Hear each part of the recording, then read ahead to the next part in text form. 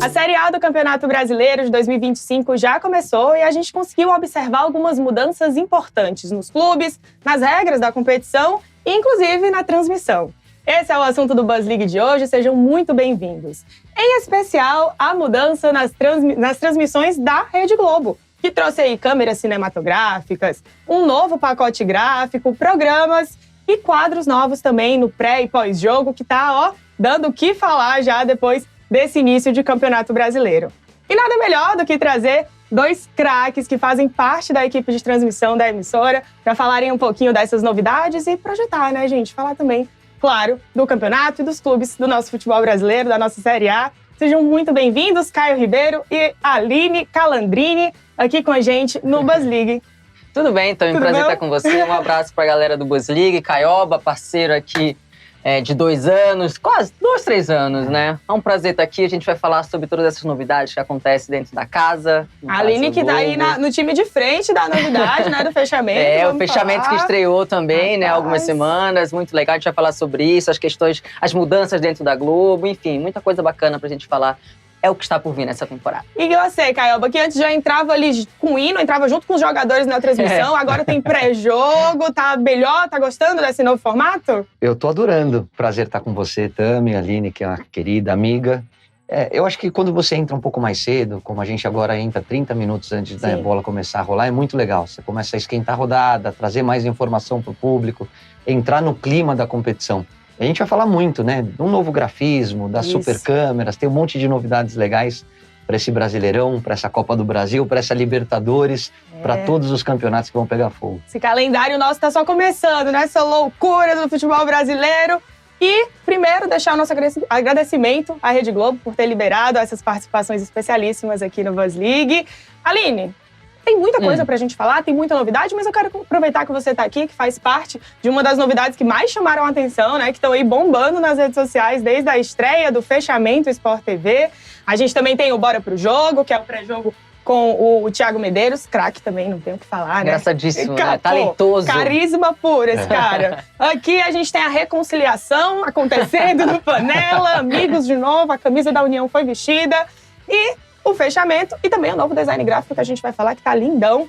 Começando, Aline, com você, saber aí um pouquinho dessa novidade, né? Um quadro de debates, quase 2 horas de programa. Você tá gostando de estar participando de uma estreia tão importante pra Rede Globo? Como que tá sendo aí com esse timaço de comentaristas e apresentadores? Cara, é muito enriquecedor, porque se a gente for olhar o perfil, você tem o André Rizek, que é jornalista e apresentador, né? O Denilson, que foi jogador, é um cara que traz muito conhecimento, experiência e também é um cara muito leve em si, se a gente parar para pensar. Você tem o Losetti, que é um jornalista, assim como o Eric Farias, que é um jornalista, mas eles são muito inteligentes, sabem falar muito bem de futebol, dispensa comentários. Aí tem eu, que sou ex-jogadora, tem o Felipe Melo também, que é ex-jogador, e você consegue agregar de todas as formas, né? A gente fala após o último jogo de domingo em si, então são os assuntos muito quentes, né? A gente também dá uma mexida no jogo de sábado, mas a gente dá um foco maior nos jogos de domingo, onde a gente acaba analisando taticamente, mas também a gente comenta as polêmicas, a gente comenta tudo de uma forma muito leve, muito divertida,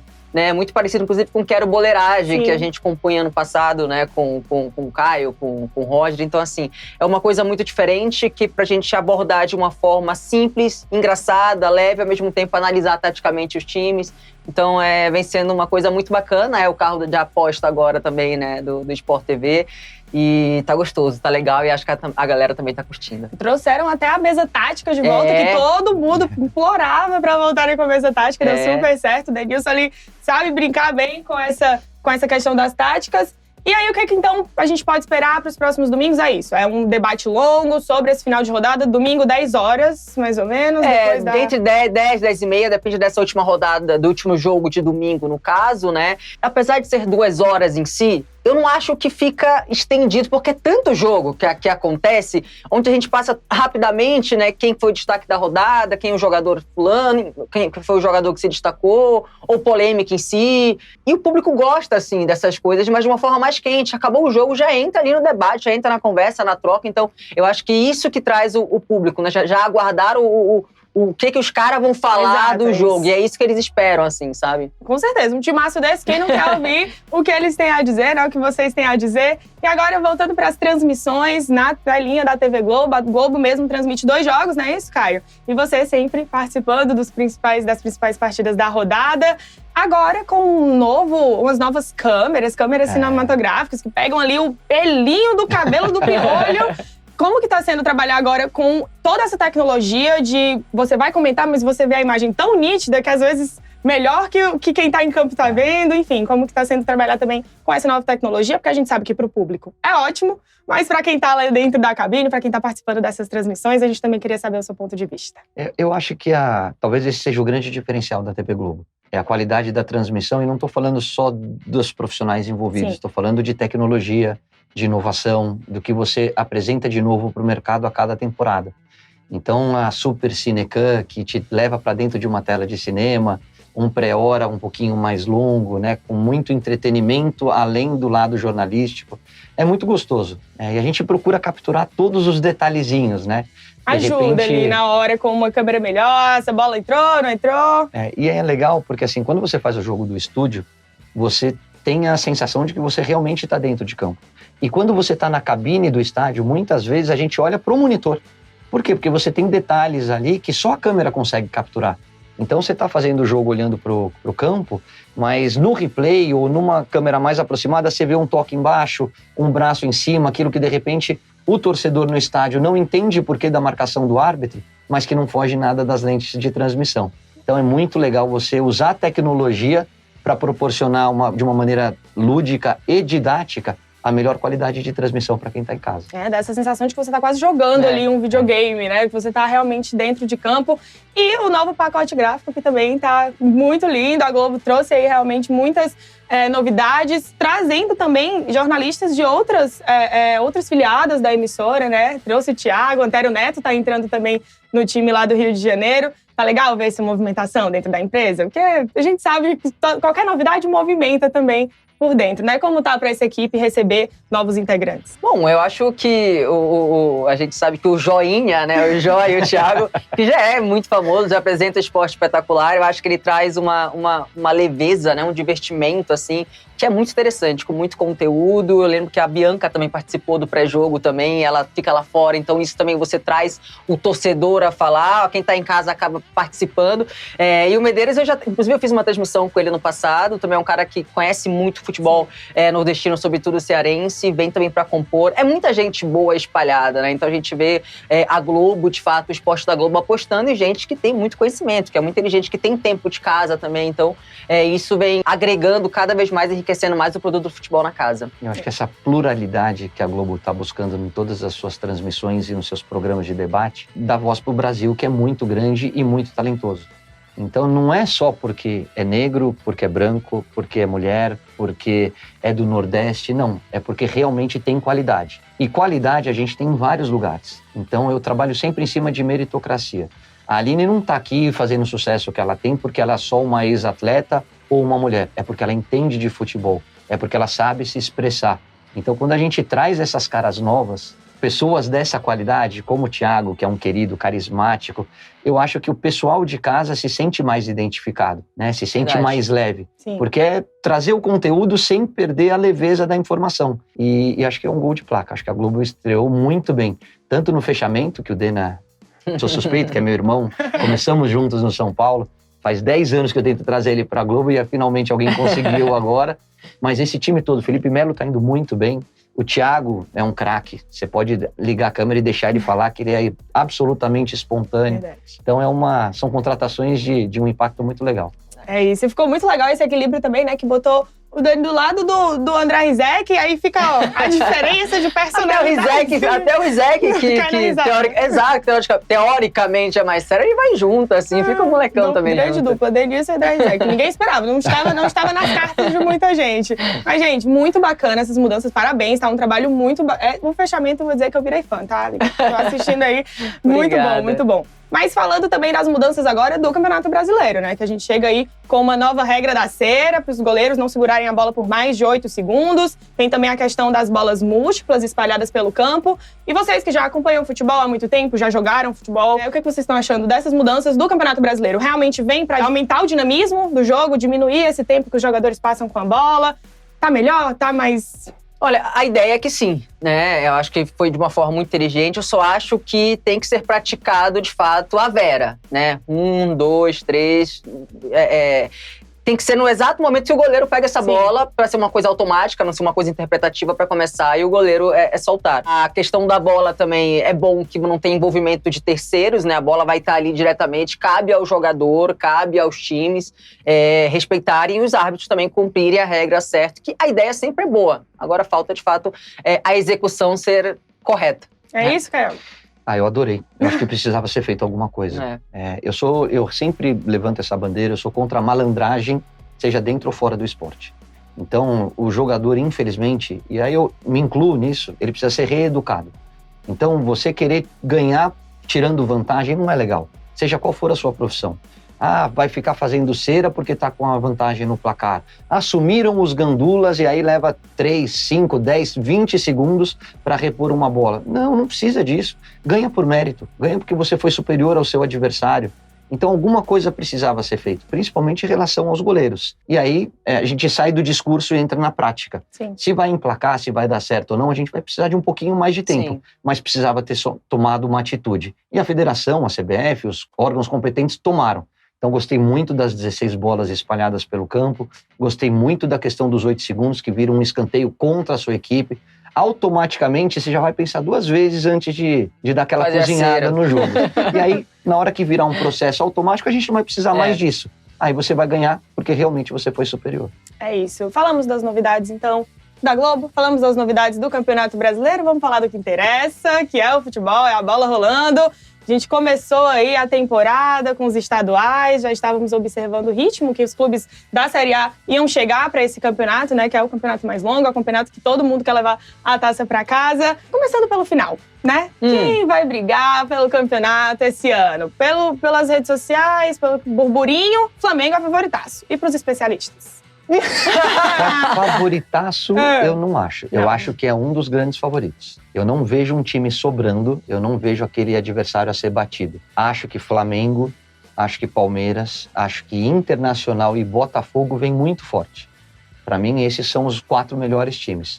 Agora, tem janela no meio do campeonato que muda completamente o elenco. O Estevão, que a gente está vendo aí atrás de você na foto, que é um craque, que é um moleque talentosíssimo, depois do Mundial, ele deixa o Palmeiras. Como é que o Palmeiras vai reagir sem o Estevão? Eu acho que São Paulo, Corinthians, Atlético Mineiro tem potencial para se juntar a esse pelotão de cima e poder surpreender. Mas eles vão perder algum jogador, eles vão reforçar os seus elencos. Então a gente... Consegue prever ali o primeiro turno, mais ou menos. O que a gente fala nesse momento agora com você, Tami, é uma fotografia daquilo que a gente viu durante os estaduais e do que a gente acompanhou na última temporada. Eu coloco essas 4 equipes um pouco acima das outras. E que nem sempre o estadual é o... medidor. Exatamente. A gente já viu em temporadas anteriores, até a própria ano passado, nem sempre é assim. Quando a gente fala de futebol jogado mesmo, praticado, desempenho, eu vejo Flamengo e Internacional. Desempenho, Sim. né? É claro que o investimento de um Palmeiras é muito forte, mas quando a gente fala em desempenho, vive a sua maior crise tecnicamente e taticamente a equipe do Palmeiras. Mas a gente sabe que ter um treinador que está há anos à frente disso pode ser diferencial. Mas o que a gente viu nesse primeiro trimestre não desempenha bem. Um Botafogo que também não desempenhou nada bem nesse primeiro trimestre. Só que no jogo, por exemplo, contra o próprio Palmeiras, a gente viu que foi uma equipe que a sua identidade está sendo resgatada. Não é para descartar. São os 4 que a gente coloca para tudo que a gente está vendo. Eu acho que o Galo corre por fora, porque tem um elenco muito forte. Também tem um fator determinante para mim, que não é só a janela, mas como essas equipes vão encarar as suas Copas, vai priorizar o quê? Quem tem elenco, de fato, quem não tem elenco? Como que vai ser a Copa? Como que vai ser essa largada inicial na Libertadores, na Copa Sul-Americana? O que eles vão escolher? Né, eu acho que isso também é uma coisa que acaba influenciando. Mas quando a gente olha desempenho, eu acho que o Inter e o Flamengo estão à frente dos outros, que no caso eu coloco ali um Botafogo e um Palmeiras por toda a sua história também. Um G4 aí nesse início de temporada. E olhando então para outra ponta, quem vai passar mais dificuldade nessa temporada? Geralmente, né, a gente sabe que quem sobe da B pra A acaba tendo ali uns percalços pelo caminho, mas fica nisso, nesse que vocês estão observando? Olha, já que o Caioba falou inicialmente dos favoritos ali, eu acho que a gente está vivendo um momento de uma competição, de um campeonato brasileiro muito equilibrado, muito competitivo. A gente sempre fala dessas equipes que estão vindo da Série A. Você tem o Santos, que eu acho que vai brigar ali no meio de tabela com a presença do Neymar. Sim. Mesmo com o Neymar, ainda acho que é o elenco que tem algumas defasagens para brigar lá em cima, então acho que vai ficar ali no meio da tabela.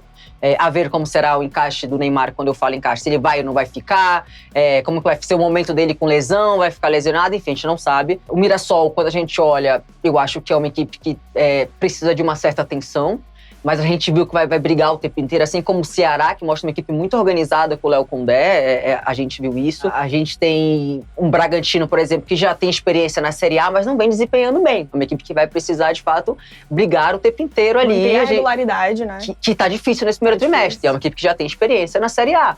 Então, acho que vai ser de muito equilíbrio esse Campeonato Brasileiro, inclusive embaixo da tabela. Não sei o que o Caio pensa sobre isso, que tem para acrescentar. Os times, quando vêm da Série B, eles passam por um momento de reconstrução. Sim. Né? Você sai de um investimento mais baixo para um investimento mais alto e, às vezes, é difícil você encontrar esse equilíbrio, né, de uma competição do nível de uma Série A. Principalmente porque a gente está falando da entrada de SAFs, de camisas muito pesadas.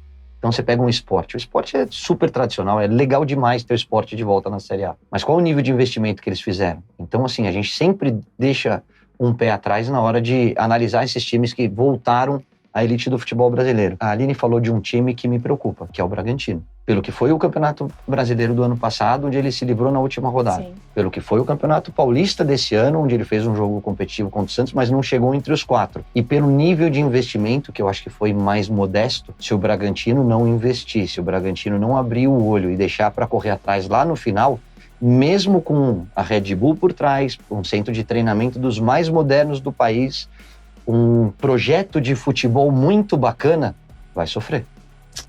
Não dá para confiar sempre no que já está tendo. O Campeonato Brasileiro, como vocês falaram, está cada vez mais equilibrado e tem que estar mantendo um movimento de contratação, de manter o nível técnico do elenco. E, gente, quem vai ser o clube que vai surpreender nessa temporada? Que está ali embaixo do radar, mas que vocês acham que tem um potencial de crescimento maior do que os outros, né? Comentamos aí sobre os times que no estadual talvez não foram tão bem, e aí chegam pro Brasileirão já melhor. A gente tem o Fortaleza também, como é um exemplo disso. E aí, surpreender. A surpresa é proporcional à expectativa. Isso. Então, é aqueles que a gente não coloca como favorito, e mas que eu lá. acho que tem potencial para chegar lá em cima. Eu falaria do Santos. O Santos ainda tem o Zé Rafael para estrear, que ainda não estreou. Verdade. Tem o Veron, que é muito bom jogador e ainda também teve pouquíssimas oportunidades. O Neymar, que é um craque, quando ele tiver 100% e ainda não está 100%, dispensa comentários. Mas tem do meio para frente um elenco muito interessante. Eu concordo muito com a análise da Aline. Eu acho que defensivamente ainda deixa um pouco a desejar. Precisa de mais peças à disposição para ter um sistema defensivo um pouquinho mais seguro. Mas tem muito talento lá na frente. O Reiser chegou, Tiquinho, Guilherme, Neymar, Veron, Barreal. É muita gente boa do meio para frente. Então, se encaixar, e a gente está falando de um campeonato de 38 rodadas, eu acho que o Santos pode surpreender. Dá tempo, né? Dá tempo ainda encaixar e trazer essas peças que ainda não estrearam. E se o Neymar ficar, né? Porque também tem isso. Não, a gente vai entrar. Chega no meio do ano, o Neymar e o Estevão vão embora, aí você esquece tudo que eu falei. Volta e faz de novo. Bom, falando ainda desse equilíbrio, antes da gente entrar no tópico Neymar, porque vem aí, viu? Não esqueci, não. Antes da gente entrar nesse tópico, a situação de equilíbrio tá tão grande que são 17 jogadores que já participaram da Copa do Mundo pela seleção brasileira jogando na Série A do Campeonato Brasileiro. São nomes muito fortes que fizeram história no futebol do país. Isso eleva mesmo o nível? A gente pode dizer que nos últimos anos questão de nível, questão de equidade entre as equipes, igualdade ali de futebol, igualdade de investimento, né, Caio? Que a gente está se aproximando disso, que está ficando mais difícil chegar aqui e dizer que é um favorito absoluto? Olha, eu acho que o futebol brasileiro vive um momento de muito investimento, assim. As cifras são absurdas para você manter o jogador. Nem sempre você paga para ele vir, mas só o fato de ele querer vir já é alguma coisa que ele vê uma competição que é muito equilibrada, que é muito difícil, que é muito forte. Eu acho que existe esse equilíbrio. Trazer um Memphis, trazer um Neymar, um Bright White, que óbvio que não é da mesma prateleira desses dois. Isso acaba enriquecendo muito a competição. Inclusive, eu fiz no jogo do Memphis, da Nations League. Quem tá assistindo, do nada. Vocês imaginam, entendeu? Então, e fazendo gol. Então isso é uma coisa que é legal. Acho que valoriza muito o produto do futebol, apesar de algumas vezes a CBF dar uma rasteira, mas valoriza sim a competição, você ter o jogador de fora e a gente ver o poder, de fato, do futebol brasileiro vem tendo, de muito equilíbrio. Mas, realmente, são cifras muito grandes, assim. Então, o investimento que o Caio falou, de uma equipe que sai da Série B, uma equipe que já está na Série A, existe uma discrepância nisso. Né? Tem poderes e poderes. Mas, indiscutivelmente, é algo muito bom para os torcedores e para a gente que está fazendo o jogo também é muito legal. Assim, um cara que você só vê em Copa do Mundo, em competição europeia, enfim. Então, eu acho que isso conta muito, isso soma muito e enriquece o produto. É isso. E tem muita coisa legal acontecendo aqui no Brasil. A gente joga com a mesma intensidade que se joga na Europa? Não. E a gente tem que analisar outras coisas. Primeiro, a logística. O Brasil é um país gigantesco, muito maior do que uma Inglaterra, por exemplo. Então, no mesmo campeonato, enquanto você joga a 40 graus no Nordeste, numa cidade como Fortaleza, você está jogando com 11 em Santa Catarina, no Rio Grande do Sul. Na Inglaterra isso não acontece. Então isso diminui um pouquinho a intensidade. Outra coisa, a questão da logística. Na Europa você pega um trem em 1 hora, você está em qualquer lugar. Sim. Aqui você pega um avião de 4 horas para se deslocar do norte ao sul do país. Então isso tudo tem um impacto no ritmo do jogo. Campo, né? Campo, tem a discussão qualidade do campo. Aliás, uma informação que muita gente não sabe. Você sabia que na Premier League 100% dos gramados tem um pouco de sintético? Ninguém fala disso. E ninguém fala disso, né? A mistura depende muito da qualidade do gramado e do investimento do clube. Então, é uma discussão muito ampla e que as pessoas não têm tanta informação na hora de debater. Exato. Mas tem muita coisa acontecendo aqui. Flamengo hoje, e o trabalho do Felipe Luiz é digno de todos os elogios. E aí você pega um Gerson, que merece estar na seleção brasileira. Você pega o Estevão, que eu acho que deveria ter mais oportunidades na seleção brasileira. Você tem um Lucas no São Paulo, você tem o Depay, o Yuri Alberto, o Garro no Corinthians. Expectativa de um Jorginho, de um Jorginho no Flamengo. Então, assim, você tem muita coisa legal. E aí, poxa, claro que o nível de enfrentamento da Europa é maior do que o que a gente tem aqui no Brasil. Mas será que você vestir a camisa de um time desse tamanho traz uma casca menor do que você jogar num time mediano da Europa? Para mim, não. O cara que joga no Flamengo, o cara que joga no Corinthians, o cara que joga no Internacional, o cara que joga num time de ponta aqui do Brasil, ele é cobrado todos os dias em todas as rodadas. Se você não ganhar, você não pode sair na rua, você não pode jantar com a tua família porque vai ter alguém te cobrando porque que perdeu o jogo. Na Europa, eles são muito mais, não é light a palavra certa, mas eles são muito mais sinceros na relação com o torcedor. Se você pega um Wolfsburg ou um Wolverhampton da Inglaterra, só para falar da Premier, que é o melhor campeonato do mundo, o torcedor sabe que não vai ser campeão. Você pode comunicar para você, olha, nós vamos fazer um campeonato de meio de tabela, e tá tudo bem. Chega para a torcida do Fortaleza e fala que você vai fazer um campeonato de meio de tabela. Você não sai na rua. Então, assim, a gente tem, sim, um campeonato mais disputado do mundo. A gente tem uma das torcidas mais apaixonadas do mundo. A gente tem um nível de investimento que poucas vezes se viu aqui no Brasil nessa temporada. E a gente tem muitos bons jogadores jogando aqui no nosso país. Isso, para mim, já são ingredientes que justificam uma convocação. Aí é com o treinador. Vai botar um, vai botar outro, depende do sistema de jogo, depende do momento do atleta, depende da qualidade do adversário. Mas tem que olhar com carinho para o que está sendo feito aqui. É isso, tá um nível altíssimo e que bom, né? Para os torcedores, para quem trabalha com esporte, a gente vê que os times querem cada vez mais manter aí. São 4 equipes que vão jogar o Mundial de Clubes, não é à toa, né? É um país que tem muito fruto, que tem muito futebol. E agora a gente vai falar dele, Neymar, que voltou pro Brasil, ainda não estreou no Brasileirão, né? Tá aí se recuperando, como o Caio falou, não tá 100%. Pros torcedores que já estão cobrando 100%, ele ainda não tá se recuperando. Mas o que a gente pode falar do Neymar de volta ao futebol brasileiro? Essa questão, pensando se ele vai, se ele não vai, mas pensando no que a gente tem, na verdade, né? Ele tá aqui nesses próximos, até o meio do ano. Neymar no Brasil e depois falar um pouquinho mais do Santos, que o Caio comentou que pode surpreender, né? Um time que vem aí com o Neymar no bolso, pô. Olha, Tami, assim, o Neymar, pra mim, ele é um craque. É um craque. Eu acompanhei o Neymar no Santos, inclusive, mesma geração em si.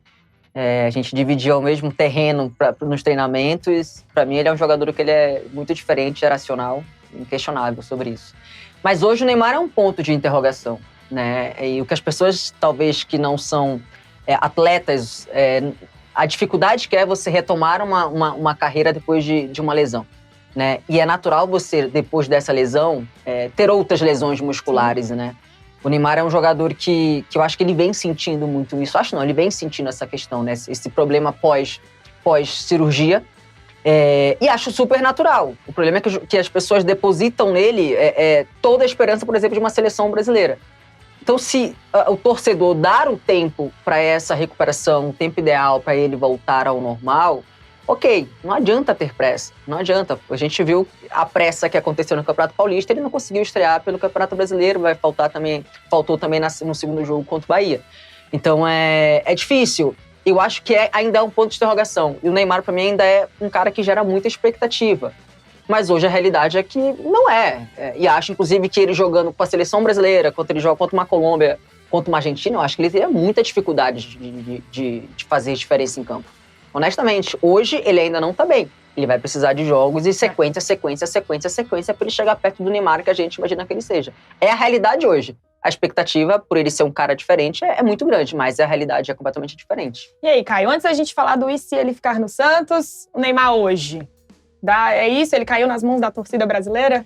Já que a Aline analisou o Neymar técnico, eu vou analisar um outro ponto de vista, que é o case de sucesso da chegada do Neymar no Santos. Com certeza. Aumento de receita de patrocínio, aumento de bilheteria, sócio-torcedor, praticamente triplicou o que era, aumento de audiência, então assim, e uma nova geração que nunca viu o Neymar de perto. Então você pode ter certeza que em qualquer lugar que o Santos for jogar e o Neymar estiver escalado, você vai ter sold out nos ingressos. E a gente viu no Campeonato Paulista o carinho que os próprios atletas, mesmo que joguem contra o Neymar, têm para tirar uma foto depois. A gente está falando de um dos maiores. Neymar, e eu não estou analisando o comportamento, não tenho nada a ver com a vida particular dele, estou falando do Neymar, jogador de futebol. Ele é um craque. Agora, eu tenho 4 cirurgias de joelho, que você tem quantas, Calais? 3. Então a gente pode falar porque a gente sabe bem. Se solidariza. É a pior lesão que um atleta pode sofrer. Você fica praticamente de 7 a 9 meses sem atuar. Você perde tônus muscular, você perde explosão, você perde ritmo, você perde a naturalidade dos movimentos. Na sua retomada, você começa a ter microlesões, que é o que aconteceu com o Neymar agora. Então, quando aquela fala, o Neymar teria dificuldades nos 2 jogos pela seleção brasileira, eu falei isso na TV Globo, nem eu teria convocado. Por quê? Porque ele vai ser cobrado como o Neymar, melhor jogador do mundo, um dos grandes jogadores do mundo mesmo, da atualidade. E ele não está neste momento, ele está num processo de retomada de carreira. E este processo você não pode atropelar as etapas. Por quê? Porque vai vir a conta lá na frente. Então, a gente tem que ter um pouquinho de paciência com o Neymar na seleção brasileira. A gente tem que deixar que ele recupere ritmo, recupere musculatura, recupere a naturalidade de todos os movimentos. E uma coisa é você ver o Neymar brilhando no Campeonato Paulista, onde o sarrafo está aqui. Outra coisa é no Campeonato Brasileiro, onde subiu para cá. Sim. Outra coisa é em seleção brasileira, onde está aqui em cima. Então, assim, não seria justo com o Neymar colocar ele como a gente diz, né, no meio da arena e falar para ele decidir. Ele não está pronto para isso. Ele vai estar. Para mim, ele tem que jogar no Santos até a Copa do Mundo, e torço muito para que ele fique, recuperar o bom futebol, e ele 100%, aí você dá 10 da seleção brasileira para ele e torce para ele trazer mais uma estrela para nós. Eu ia entrar nesse tópico agora, né, será que também não é melhor, então, para o Neymar ficar no Santos, fazer essa recuperação por aqui? Ele gosta do clima, já falou 1000 vezes que ele se sente em casa. Ele é muito bem recebido em qualquer lugar que ele vai jogar do Brasil, como o Caio também comentou. Então, será que pensando assim por esse lado, de recuperação, de voltar a ser um Neymar que decide, que define, que é o maior da geração, seria interessante, então, ele ficar no Santos nesse primeiro ano. Eu sinto que isso possa acontecer, inclusive. Sim. Eu sinto que isso possa acontecer. Eu acho que tem alguns fatores extra-campo que são completamente, que é completamente importante, como, por exemplo, a questão dele estar próximo da família dele, família de modo geral, dos amigos, ele se sentir abraçado pelos torcedores, até dos rivais mesmo, né? Dos santistas, é claro, mas dos rivais também, Sim. gera uma expectativa. E na questão de dele estar no campeonato que é muito competitivo.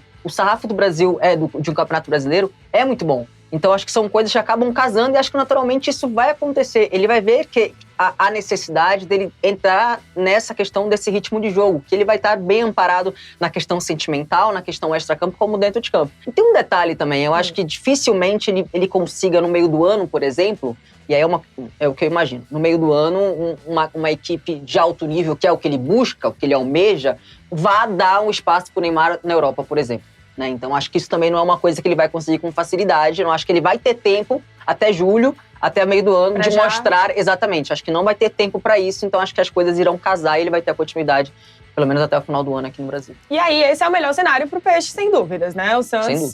Santos com o Neymar vai ser um estilo de jogo daqui pro final do ano, e sem o Neymar. Tem um elenco bom, né, Caio? Mas com o Neymar. Mas é a cereja do bolo. Que cereja, na verdade, é a cerejinha do bolo. Na verdade, é quase o bolo inteiro. Uma cerejinha. Bom, gente, mas no geral, então, o nosso Campeonato Brasileiro desse ano tem tudo para ser um dos melhores desses últimos tempos, desde transmissão, excelente. Dentro de campo, a gente pode dizer isso? Que o nível tá... Sem dúvida. Eu acho que sim, inquestionável isso. E as transmissões também serão, né, gostosas, né? Você vai se sentir dentro de campo. Quando eu vi o quadro tático do pré-jogo ali, a escalação, com o campinho ali, tudo desenhado, com a escalação, com os nomes do lado, eu falei, olha… Legal, né? A Mamãe Globo caprichou. Você sabe que eu falo isso pra eles desde 2014. Eu falava para um ex-diretor, eu falava assim, olha, na Europa é tão legal quando entra o campo, bonitinho. Perfilado, onde vai estar a cara do jogador, é tão legal. Pra quem tá em casa, você se sente dentro do videogame. Né? Exato, e essa geração exatamente essa sensação. é muito legal, é muito legal. E é o que eles querem ver, isso aí, falar de geração, né? Essa questão também de ser um jogo mais dinâmico. Tem adolescente hoje que só vê os melhores momentos, porque não tem paciência pra ficar vendo os 90, 100 minutos de jogo de futebol. Outro detalhe, e aí eu tô me metendo numa área que nem é minha, tá? Mas, né, porque a gente sabe que nós somos funcionários, não somos diretores. Mas tem um movimento da Globo que eu acho muito legal, que é rejuvenescer o seu público e olhar com carinho pro digital. Na hora que você dá o Globo Esporte pro Fred, Sim. que é um fenômeno das redes sociais, você tá trazendo um pouquinho desse lado digital para dentro da casa. Na hora que você traz um Denilson, que trabalha muito bem também nessa área, na hora que você tem o André Balada agora no programa no YouTube, que é uma quebra de paradigma, né? Porque a Globo poucas vezes esteve dentro do YouTube. O Bora pro Jogo também com os influenciadores, fazendo reportagens ali, fazendo um pré-jogo. Você tá rejuvenescendo o teu público. O Sport TV agora, por exemplo, tem um influenciador participando do Esquenta. Então, assim, tem alguns movimentos muito legais de reposicionamento de marca que eu tô bem otimista para ver como é que vai ser a aceitação do público, mas eu acho que vai um gol de placa. Você falou do Esquenta, só mais um detalhe, que aí é um pouco o oposto, assim. O futebol, quem acompanha o futebol, gosta muito da questão do scout, Scouting, né? Quem vive disso, né? E no Esquenta também, no jogo do Flamengo, o Rafa Scout apareceu lá numa análise tática. Agora. Então é o outro lado também da moeda. Não é só a questão da juventude, mas é a galera que gosta de futebol, da questão tática. Tem um cara lá que tá destrinchando os dois times ali. Isso também é um outro lado da moeda, chamando sabe? Que novos chama. Públicos, exatamente. Né? Perfeito. E, cara, tá sensacional a transmissão, tá excelente, gente. Parabéns pelo trabalho de vocês. Que venha essa nova geração, comece a se apaixonar de novo pelos 90 minutos de futebol, que é quase uma tortura pelo vídeo.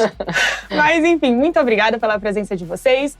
Muito obrigada por estarem aqui no nosso Buzz League. E obrigada também à Rede Globo, né, por ter liberado aí esses craques pra gente um pouquinho. Gente, sucesso nas transmissões, nos jogos nessa temporada. Espero que a gente se encontre lá na frente pra falar de coisa boa também, né? É isso, obrigado, um prazer. Vamos ver se a gente vê no final do ano pra ver se a gente acertou esse G4 então. Lá em cima. Obrigado pelo convite, um prazer poder participar do teu programa com a Aline, que é uma amiga querida. Mas é isso, o Buzz League de hoje vai ficando por aqui. Tchau, tchau e até a próxima.